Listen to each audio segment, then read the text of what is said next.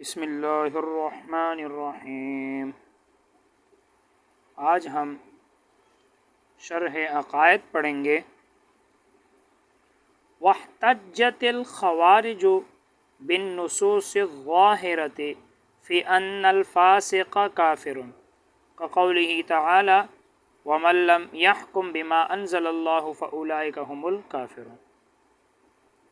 آپ کو پتہ ہے یہ بات چل رہا ہے کہ گناہ کبیرہ کرنے سے آدمی ایمان سے نکل جاتا ہے یا نہیں۔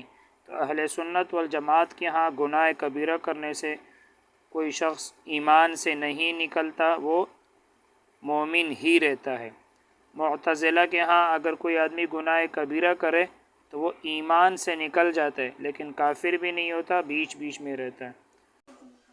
خوارج کے ہاں گناہ کبیرہ کرنے والا ایمان سے نکل کر کفر میں داخل ہو جاتا ہے۔ دلیل دے رہے۔ اب یہاں کچھ نصوص ہے، قرآن مجید کی کچھ آیات اور ایک حدیث ہے، اس سے خوارج استدلال کرتے ہیں۔ واحتجت الخوارج، خوارج نے دلیل پکڑا ہے بالنصوص الظاہرۃ،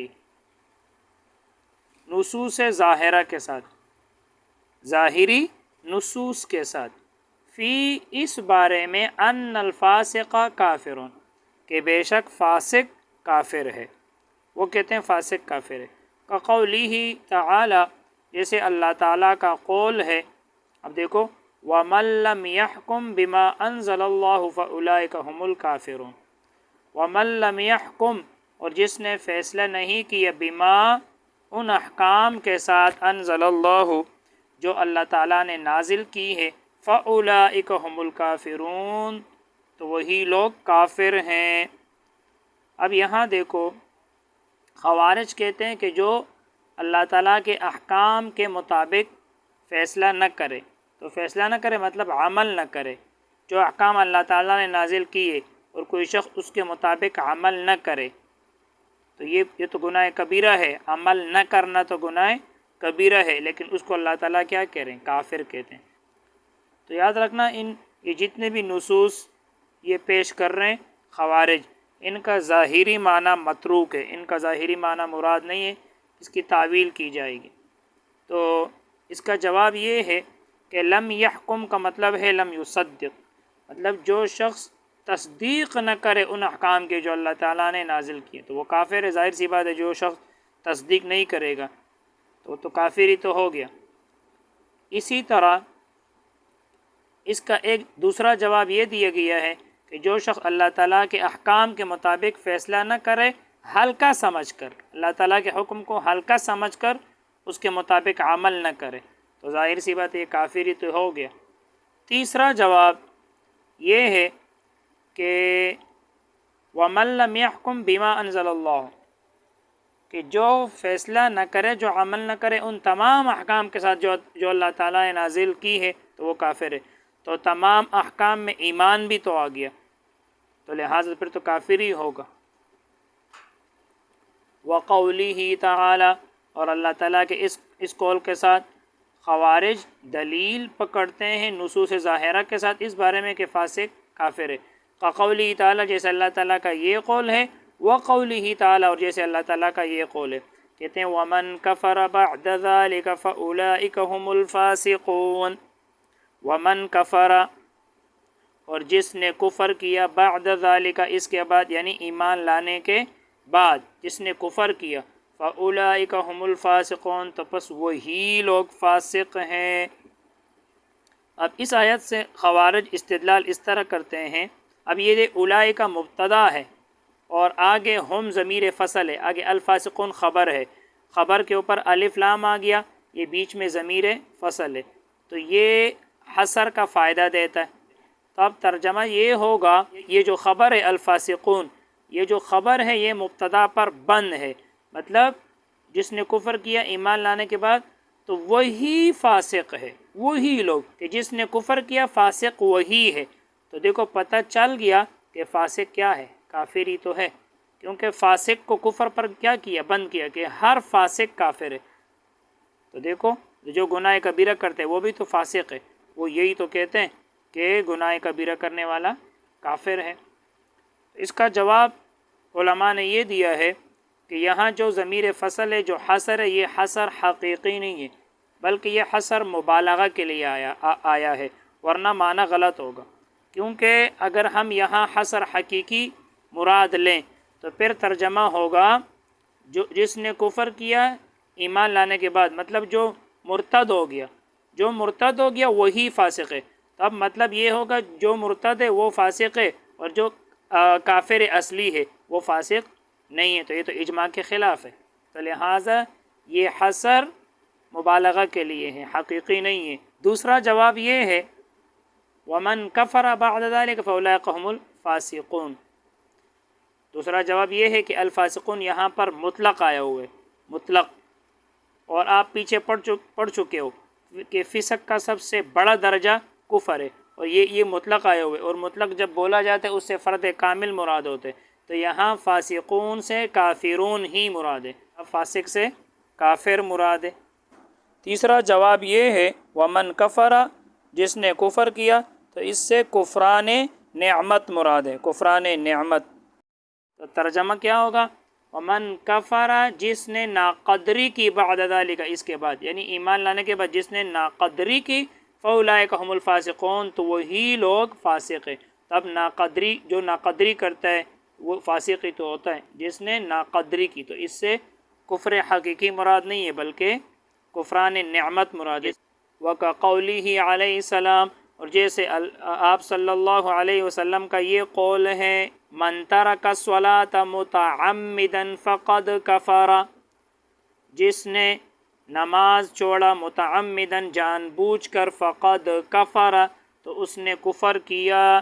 اب یہاں دیکھو وہ خوارج کہتے ہیں جس نے جان بوجھ کر نماز چھوڑا وہ اس نے کفر کیا، جان بوجھ کر نماز چھوڑنا گناہ کبیرہ ہے، تو کہتے ہیں اس نے کفر کیا، تو پتہ چل گیا گناہ کبیرہ کرنے والا کافر ہے۔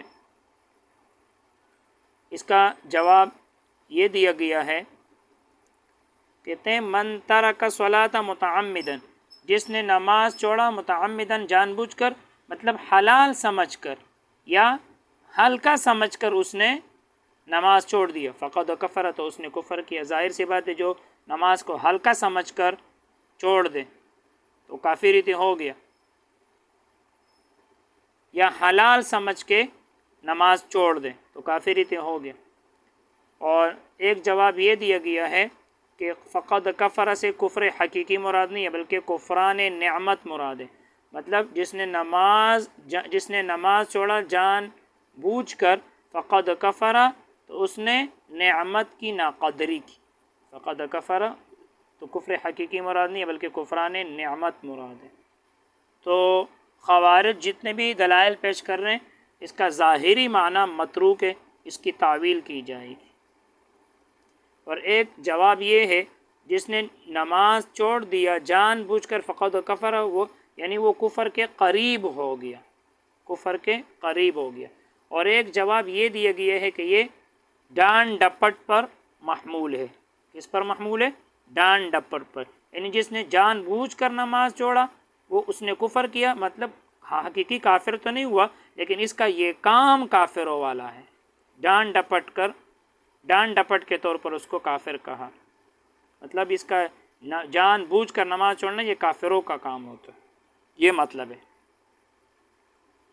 وفی ان العذاب مختص بالکافر، یہ اس کا عطف پیچھے والے پر ہے کہ فی ان الفاسق کافر وفی ان العذاب مختص بالکافر، اور وہ دلیل پکڑتے ہیں اس بات میں کہ ان العذاب مختص بالکافر، کہ عذاب خاص ہے کافروں کے ساتھ۔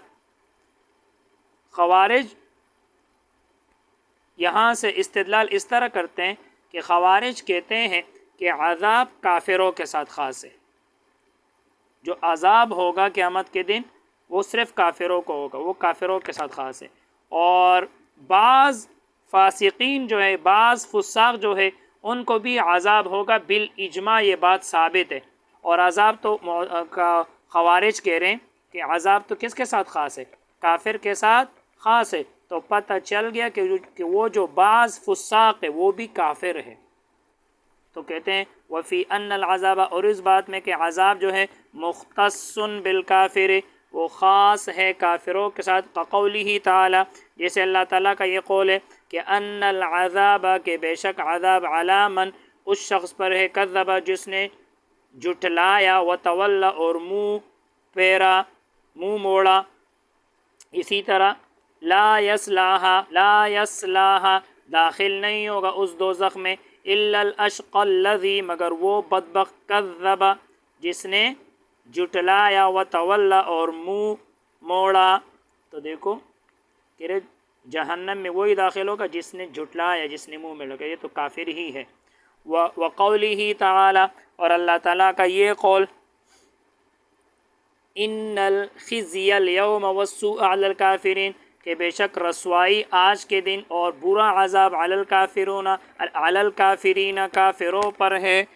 الی غیر ذالک، کہتے ہیں اس کے علاوہ بھی نصوص ہے جو اس بات پر دلالت کرتے ہیں کہ عذاب کافروں کے ساتھ خاص ہے. اور بعض فساق تو بالاجماع عذاب ہوگا، تو پتہ چل گیا جب عذاب کافروں کے ساتھ خاص ہے تو وہ فساق بھی کیا ہے، کافر ہے. تو اس کا جواب یہ ہے کہ ان العذاب، تمہارا یہ دعویٰ کرنا کہ عذاب کافروں کے ساتھ خاص ہے، یہ درست نہیں ہے. عذاب بعض جو فاسق ہے، مومنین ہیں، بعض مومنین جو فاسق ہے ان کو بھی عذاب ہوگا، لیکن عذاب ابدی نہیں، بلکہ وہ اپنی گناہوں کی سزا پا کر جنت میں جائیں گے. اور یہاں جو عذاب کے اوپر جو الف لام ہے، یہ الف لام عہدی ہے، اس سے عذاب ابدی مراد ہے، اور عذاب ابدی کافر کو ہوگا. عذاب ابدی، ان العذاب علی من کذب وتولی. اسی طرح ان الخزي اليوم والسوء علی الکافرین، رسوائی والا عذاب، برا عذاب، رسوائی والا عذاب، وہ کافروں کے ساتھ خاص ہے. اور مومنون کو جو عذاب ہوگا، بعض مومنین جو گناہگار ہیں ان کو تو عذاب ہوگا، لیکن رسوائی والا عذاب نہیں ہوگا. اب آگے شارح اس کا جواب دے رہے ہیں. والجواب، جواب یہ ہے، انہا متروکۃ الظاہر، کہ یہ جو نصوص ہے ان کا ظاہری معنی متروک ہے. للنصوص، ان نصوص کی وجہ سے، القاطعۃ، جو قطعی ہے، علی، اس بات پر، ان مرتکب الکبیرۃ، کہ مرتکب کبیرہ جو ہے، لیس بکافر، کافر نہیں ہے. پیچھے ہمارے نصوص گزر چکے ہیں، آپ کو پتہ ہے ہمارے پاس بھی نصوص ہے جو اس بات پر دلالت کرتی ہے کہ گناہ کبیرہ کرنے والا کافر نہیں ہے، جیسے پیچھے ہمارے دلائل گزر چکی ہے. تو کہتے ہیں ان نصوص کا ظاہری معنی متروک ہے، ان نصوص کی وجہ سے جو قطعی ہے اس بات پر کہ مرتکب کبیرہ کافر نہیں ہے.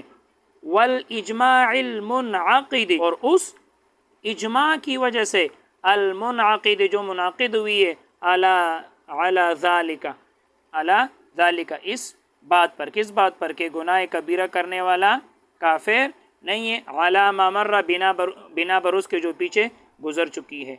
والخوارج، خوارج عمن عقد علیہ الاجماع فلا اعتداد بهم، یہ ایک اعتراض کا جواب ہے. اعتراض یہ ہے کہ تم لوگوں نے کہا کہ اجماع منعقد ہے کہ گناہ کبیرہ کرنے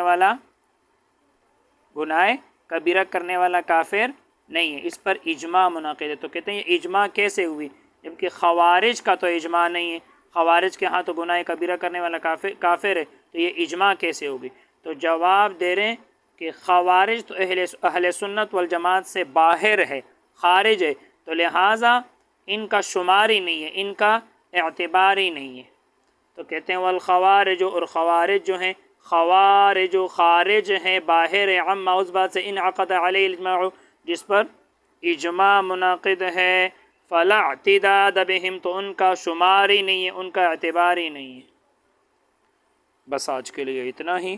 اللہ تعالی ہم سب کو علم نافع عطا فرمائے. السلام علیکم.